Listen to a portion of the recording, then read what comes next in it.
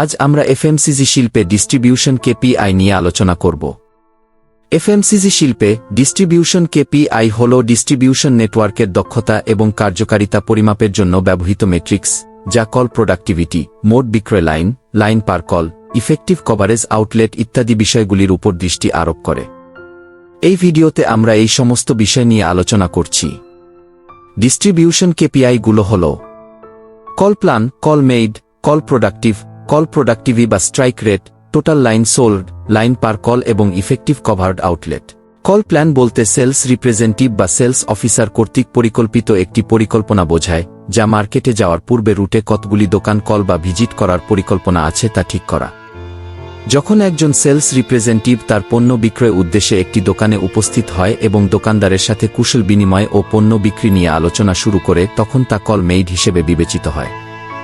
যখন একজন sales representative তার পণ্য বিক্রয় উদ্দেশ্যে একটি দোকানে উপস্থিত হয় এবং দোকানদারের সাথে কুশল বিনিময় ও পণ্য বিক্রি নিয়ে আলোচনা শুরু করে এবং পণ্য বিক্রি করতে সক্ষম হয়, তখন তা কল প্রোডাক্টিভ হিসেবে বিবেচিত হয়। স্ট্রাইক রেট বলতে বোঝায় বিক্রয় উৎপাদনশীল কলের শতাংশ, যা একটি অর্ডার বা লেনদেনের ফলে ঘটে। অর্থাৎ যখন একজন সেলস রিপ্রেজেন্টেটিভ একটি বিটে 50 দোকান ভিজিট করে 27টি সফল মেমো সম্পূর্ণ করতে সক্ষম হন, তখন তার শতকরা হারকে স্ট্রাইক রেট বা কল প্রোডাক্টিভিটি বলে। টিএলএস সাধারণত মোট বিক্রিত লাইনের সমষ্টি। এফএমসিজিতে মোট বিক্রিত লাইন গণনা করা হয় একজন বিক্রেতা বা দলের দ্বারা তার নির্দিষ্ট বিট বা রুটে বিক্রি হওয়া মোট পণ্যের সংখ্যা যোগ করে, যা বিক্রয় দক্ষতার জন্য একটি কেপিআই হিসেবে কাজ করে। Fast moving consumer goods LPC এর অর্থ হল লাইনস পার কল, যা একজন বিক্রয়কর্মী খুচরা আউটলেটে এক পরিদর্শনের সময় বিভিন্ন পণ্য লাইনের গড় সংখ্যাকে নির্দেশ করে। মূলত তারা একটি বিক্রয় কলে কতগুলো ভিন্ন পণ্য বিক্রি করতে সক্ষম তা পরিমাপ করে। ফর্মুলাটি হল এলপিসি সমান total number of product lines sold during a sales call divided by total number of productive calls made.